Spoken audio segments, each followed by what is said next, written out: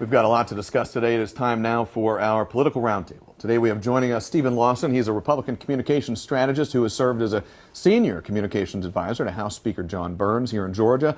He's also worked for Lieutenant Governor Burt Jones and Congressman Mike Collins. Also joining us today is Democratic strategist Fred Hicks. He's the founder and president of the Hicks Evaluation Group, which has worked with hundreds of political campaigns for nearly 2 decades. And joining us today from the AJC, Chief Politics reporter Greg Bluestein, who's also an author and a contributor to MSNBC and NBC News. Guys, there's a lot of ground to cover today, but we've got to start with this political violence that we have seen again this week in America. I want to read a brief quote from college Republicans and college Democrats, a joint statement. They said in part, "We must always remember that members of the opposing party are not our enemies, but our neighbors and our fellow Americans." Fred, are our politics living up to that right now? Unfortunately not. And we have to find a way, whether we are practitioners or members of the media or elected officials, we have to find a way to dial back the rhetoric, because people out there are taking their cues from the people who have a platform. And so whether you're bloggers, whether you're your traditional media, we're going to have to figure out a way. Listen, we all want to win our elections, we want to win our races, but we can do it without demonizing the other party and using terms like Democrats or Republicans and things like that. So the language matters, and I think it's incumbent upon, again, those of us who have a platform to use it much more responsibly. You said language matters, Greg, in your reporting. When did you see this shift? Did you see a shift where it came from policy to kind of this name calling? Yeah, I mean, I've seen the shift sharpen. There's always been a tendency to use militaristic tones to cover campaigns. The battle is on, the campaign itself is a war term, right? But we've definitely seen that invective grow, and I think we've seen noble efforts to de-escalate that sort of language in Georgia, but we can all agree right now something is very wrong. And I think the death of the killing of Charlie Kirk has really brought it home, especially so many young people who grew up listening to him and connecting with him in ways that people from older generations might not be able to empathize with, because they were part of their social media streams. They were part of their lives for so long. His influence, Stephen, on Republicans and young Republicans, and bringing young people who for a long time had been pretty staunchly in the Democrat side of the ledger, bringing many of them into the Republican fold was tremendous, wasn't it? Yeah, and first of all, our thoughts and prayers are with his family after this unthinkable tragedy. I mean, it's shocking, it is appalling, it is unthinkable that this is where we are at in this country. Charlie Kirk's work focused on open dialogue and bringing that democratic thinking to college campuses. I mean, he brought that, he leaned on his faith, he talked about his family. I really think it's indicative. We've got a messaging problem. We've got political poison in this country. Over the past few years, phrases like fascists and Nazis and threats to democracy have been used to demonize Republicans. And there is a direct link from that language to that bullet that went through Charlie Kirk's throat. And we have got to say enough is enough. We cannot have that. We've got to start thinking of people as human beings, as Americans, not in terms of political terms and not in terms of demonizing what they believe. And Fred, as you weigh in on that, there's a question of accountability. There's a lot of name calling. We hear on the Democrat side, as Stephen said, we hear on the Republican side, the president saying that this is an act of the radical left lunatics. I believe that was his words. Yes. Where's the line drawn in this? Obviously, politics plays into it. It's strategy. But where does the line draw? And does that have to come from everyone? I think it does need to come from everyone. And Stephen, you pointed out one side. I like to remind people, and I've done this a lot lately, that it was in 2012 that Republican strategy to target, and using that term, Democrats included putting scopes on people. And that's why Gabby Gifford was shot in 2012. And in response to Nancy Pelosi's husband and all of that, we're going to have to stop saying, okay, this is what Democrats are doing, this is what Republicans are doing. And people like you and me, Stephen, we're going to have to say, listen, both sides have said things, and we've got to move beyond that. And I think we cannot just focus on what one side has said or done, because both sides, I think, can say a lot. And I don't like both sidism, but radical, fascist, and all these are terms that are out there. And the reality is that people, I say this all the time, voting is one of the most emotional things that people can do. And so if you can tap into that emotion, then you can get someone to do what you want them to do. And we've got to stop appealing to the most base part of our bases if we want to win an election, if we want to see these other things fall to the wayside. And, this is, in this world of social media now, before and the Lee Atwater days and other people like that, we just had the 3 or 4 major networks, but now everyone has a microphone. Anyone can have 10,000, 100,000 followers, 1 million followers and get shared. So we have to be more cognizant of and aware of what we're doing. And on that note, guys, we've got a lot to discuss here. We've got to go to break here. Appreciate your perspectives. We'll be right back after this. Welcome back. A runoff election in Georgia's Senate District 21, which includes Milton, Alpharetta, and parts of Cherokee County, has the attention of political strategists across the state. A Democrat, Deborah Shigley, who's never held political office, won the most votes in an August special election in a traditionally red district. She hopes to flip the seat formerly held by Republican Brandon Beach, but she'll have to defeat Republican Jason Dickerson in a September 23rd runoff. We sat down with Shigley this week, and we start with her thoughts on eliminating the state income tax. Personally, I find that concerning for a few reasons. First of all, what do our federal income taxes, our state income taxes cover here in Georgia? A lot of huge line items, whether it is education, healthcare, policing, and our defense. If we were to cut this budget, that would make a big hole. If we were to cut the taxes, it would make a big hole in the budget. And, the saying goes, there's only 2 things that are certain: death and taxes. And so we know the government is going to get their money somehow. And so where is that going to come from? I imagine it's going to come from raising everyday costs. If you're paying $400 a week at the grocery store right now, you're probably going to be paying $600 or $800 because they will impose that as a sales tax on everyday goods in order to raise that revenue back. So it sounds okay in theory, but when you look into the brass tacks of where they're going to produce the same revenue holes from, it's probably going to raise costs on everyday goods for average families.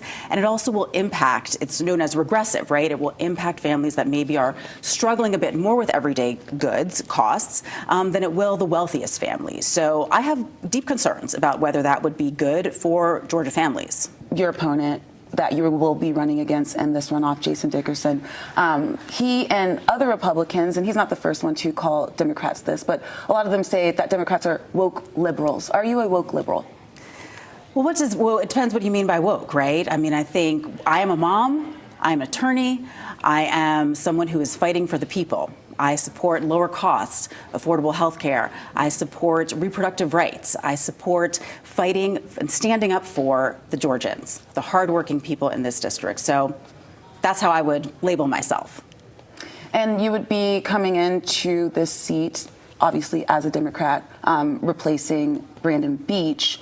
What do you think that you bring to the table that Brandon Beach missed the mark on? That's an interesting question. Certainly we come from very different backgrounds. I happen to be a mom of 5. I was an attorney, and my personal background, just to share, is I feel really a version of the new American story. I am the daughter of an immigrant. My dad came to this country from Jamaica when he was 3. He married my mom, who is a Jewish woman from Great Neck, New York, just 4 years after interracial marriage was legalized in this country. And they had us 3 daughters and raised us with the belief that in this country, if you have a great education, if you work hard, no matter what zip code you come from, everyone should have a fair shot and everyone can become successful. So that's really the background I bring, the values of, fighting for hardworking families and making sure we're providing for the next generation here in Georgia so that they can thrive and that we are, leading the country. We're 37th in our public schools. We should be first. We could be first. We have a $16 billion budget that we're sitting on that we should be investing back into the people of Georgia because we've already paid it in our taxes. So that's the background I come from. Those are some of the things I would like to fight for, and that's who I'd be under the Gold Dome. Now, we did reach out to Republican Jason Dickerson for an interview. We are waiting to hear back from his campaign. And you can watch the full interview with Deborah Shigley right now on 11 Alive Plus and 11alive.com. We want to bring back our panel to talk about this race and the impact that it could have statewide. Fred, let's start with you. Shigley pulling on nearly 40% in this race, never held political office. Clearly a very red district, a lot of money up there as well. What is the signal and why are people so interested in it?